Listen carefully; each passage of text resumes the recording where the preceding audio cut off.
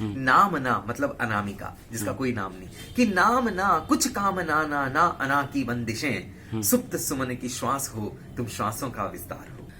जो तुम जाते हो तो सुख के सभी आधार जाते हैं। प्रपोजल दिया था अनामिका को विवाह के लिए, बिहार ने अनामिका को भी बिहार ने बहुत सम्मान दिया। तो कुछ ऐसा लिखने का मूड है जिससे कि छुटकारा मिले। केपी त्रिपाठी जी से ज्यादा इस बात को कौन जान सकता है कि बुंदेलखंड की धरती कितनी उर्वरा धरती है, कि वहां से यदि नारी अपने किसी कार्य क्षेत्र में प्रबल है तो वो ऐसा हो ही नहीं सकता कि वो रसोई में या गृह कार्यों में भी दक्ष ना हो।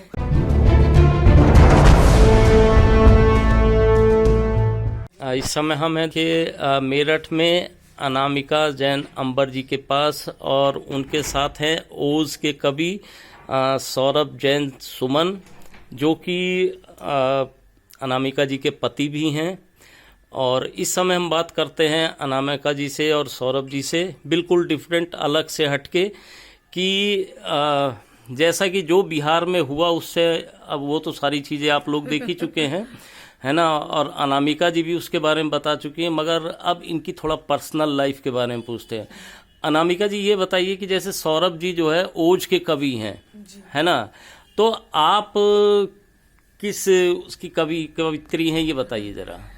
देखिए मैं तो ये मान के अनामिका चलिए, से बेहतर ये उत्तर मैं दे पाऊंगा जी। अच्छा जी। 2006 में हम लोगों की शादी हुई थी, उससे पहले भी लगभग 6 वर्ष हम लोगों ने साथ में काव्य यात्राएं की हैं। इतने लंबे पीरियड में आज तक मैं नहीं जान पाया कि अनामिका किस रस की कवित्री है। अच्छा, अब आप बताइए अनामिका जी। ये तो देखिए क्या है कि है तो कवि, लेकिन जो उत्तर दिया है वो पतियों वाला दे दिया है इन्होंने। अच्छा।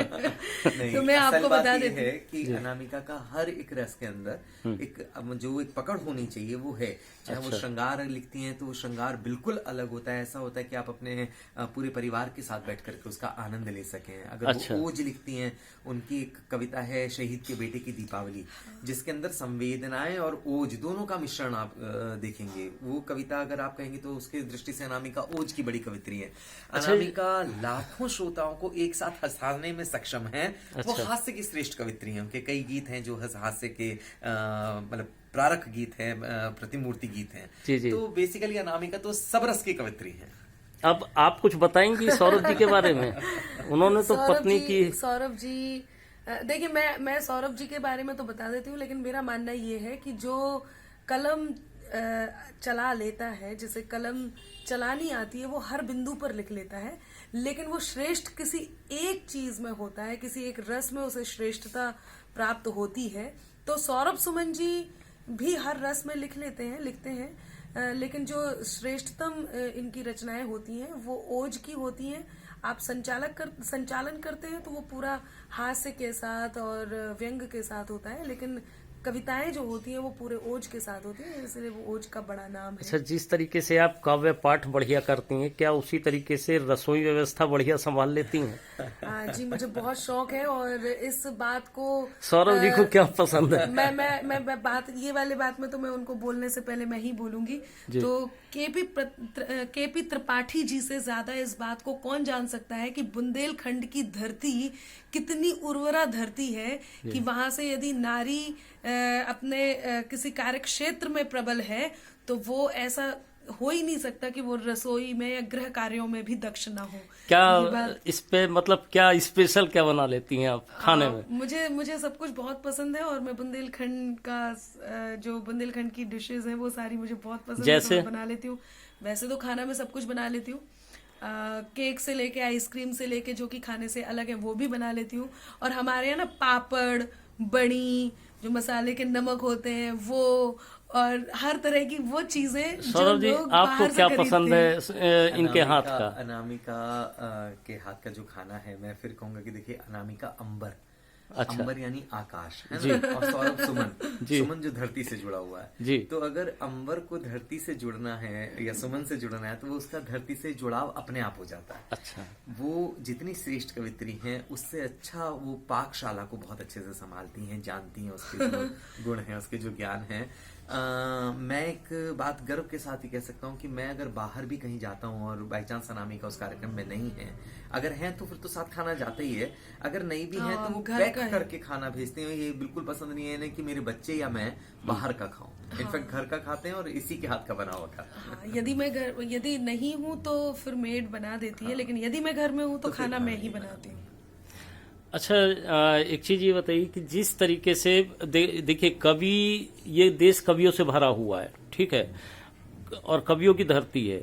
कवियों ने अंग्रेजों को भगाने के लिए देश प्रेम की भावना जगाई, सारी चीजें। अब आज की तारीख में जो है कवियों के ऊपर जो है मतलब इस तरीके के कि ये बीजेपी से जुड़े हुए हैं, कवियों ने एक सेकंड सर, या ये फिर जो है कांग्रेस से, या फिर तो कहीं आप ऐसा नहीं मानते कि जो बिहार में आपके साथ हुआ इसके पीछे कोई पॉलिटिकल रीजन या कुछ और? हाँ, क्यों नहीं, ये मैं मानती हूँ। होता क्या है कि आप एक आईना लेकर के चल रहे हैं जी। अब उस आईने में लगातार चेहरे उस आईने से होकर के गुजर रहे हैं। एक चेहरा ऐसा गुजरा जो बहुत ही खूबसूरत था, बहुत सुंदर था। अब उसके बाद एक चेहरे का नंबर आया है। मैं नहीं कहूंगी कि वो चेहरा कैसा है, लेकिन यदि उस चेहरे को ऐसा लगता है कि वो उस सुंदर चेहरे से थोड़ा कम है या बहुत कम है, तो वो इस बात से यदि डर जाए कि ये आईना मुझ तक पहुंचे, क्योंकि इस आईने ने बगल वाले चेहरे को बहुत सुंदर दिखाया है और उसको खुद पता है कि ये चेहरा ये आईना मेरे तक आने वाला है जी जी। और इसका मेरा चेहरा तो इतना वो नहीं है प्रखर, तो ये भी हो सकता है। मैं तो किसी भी स्थिति में यही कहूंगी कि कवि समाज का दर्पण होता है।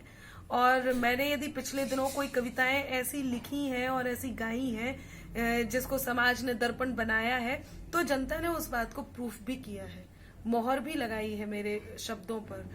और हम राष्ट्रभक्ति की कविताएं करते हैं, देश हित की कविताएं करते हैं, जन जागरण की कविताएं करते हैं, सामाजिक मुद्दों की कविताएं करते हैं। ऐसे में ये नया नहीं है कि कवि जन जागरण की कविता करता है। ये नया नहीं है कि किसी राजनीतिक पार्टी को लक्ष्य बना करके बात करता है। ये नया नहीं है कि वो लोगों को जगाने की बात करता है, देश पर बात करता है, देश हित पर बात करता है, पड़ोसी मुल्क के मुद्दे पे बात करता है, या देश में जो अच्छा या बुरा हो रहा है उस पर। ये नया नहीं है, ये बिल्कुल नया नहीं है। आप दिनकर जी को देख लीजिए। लेकिन नया इसमें अब जो हुआ है वो ये हुआ है कि कुछ लोग इस बात को दबाने का प्रयास करने लग गए हैं या जबरदस्ती मढ़ने लग गए हैं, एक सांचे में ढालने का प्रयास करने लग गए। ये नया है। मैं इस विषय में एक और बात कहूंगा। देखिए क्या है कि कवि आईना है, जैसा अनामिका ने बोला कि जैसा चेहरा होगा वैसा चेहरा दिखाई देगा। अगर हम लोग ये बात करें, कुछ लोगों की टिप्पणी ये होती है कि हम तो स्थायी विपक्ष हैं सरकार के। हम लोग ऐसा नहीं कहते कि कवि स्थायी विपक्ष नहीं होते। अगर सरकार अच्छा कर रही है और हम फिर भी उसमें नुक्स निकालें तो ये गलत है। कवि, अगर आप वाल्मीकि को देखेंगे तो वाल्मीकि ने अपने जो समकालीन राजा थे, जब उन्होंने अच्छा करा तो उनके विषय में रामराज की स्थापना की अगर बात करी तो ये वाल्मीकि ने हम लोगों को बताया कि राम का राज क्या था, किस तरीके से सुशासन था। चंद्रवरदाई की बात करें तो आपको पता चलेगा कि किस तरीके से उन्होंने पृथ्वीराज के विषय में जो उचित था, जो अच्छा था, उसका वर्णन किया। कवि ऐसा नहीं है। और फिर कहीं हमारे कुंवर बेचैन जी एक बहुत बड़ी बात कहते हैं कि जो वक्त की आंधी से खबरदार नहीं है, कुछ और ही होंगे, वो कलमकार नहीं है।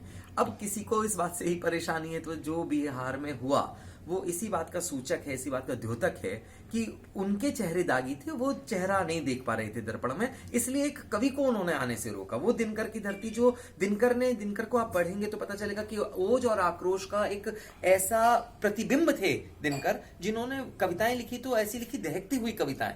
लेकिन उस बिहार ने, अनामिका को भी बिहार ने बहुत सम्मान दिया, हम लोगों को भी बिहार ने, बिहार की जनता तो लालाई थी सुनने के लिए।